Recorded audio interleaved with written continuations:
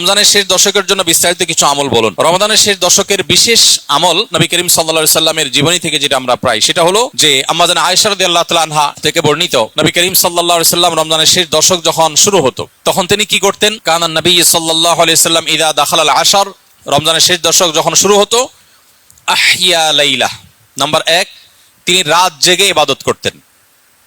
অনেক মুহাদ্দিসগণ, অনেক হাদিস বিশারদগণ বলেছেন এর অর্থ হলো রাতে তিনি ঘুমোতেন না শেষ দশক। আবার অনেক মুহাদ্দিসগণ বলেছেন কুমিল লাইলা ইল্লা কালিলার উপর আমল করে সামান্য ঘুমাতেন, বেশিরভাগ রাতে ইবাদত করতেন। তাহলে 1 নম্বর আমল হলো শেষ দশকের প্রতিটা রাত জেগে ইবাদত করা।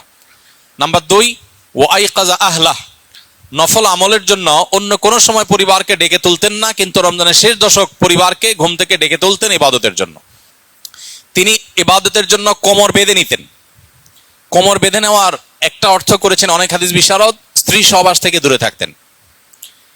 আরবরা এরকম কোমর বেঁধে নেওয়া বলতে এরকম ইঙ্গিত করে থাকে। আবার অনেক মুহাদ্দিসগণ এর ব্যাখ্যা করেছেন যে কোমর বেঁধে নেওয়া মানে আমরা যেরকম বলি কোমর বেঁধে ইবাদত করা, কোমর বেঁধে নেমে যাওয়া কোনো কাজে, তার মানে সর্বোচ্চ মেহনত এবং পরিশ্রম সাধনা করতেন ইবাদতের জন্য। আর অন্য আরেকটি হাদিসে আসছে কানা ইয়াজতাহিদু ফীহি মা লা ইয়াজতাহিদু ফি গায়রি, নবীজি শেষ দশকে ইবাদতের জন্য এত বেশি পরিশ্রম করতেন, বছরে অন্য কোন সময় ইবাদতের জন্য এত পরিশ্রম করতেন না।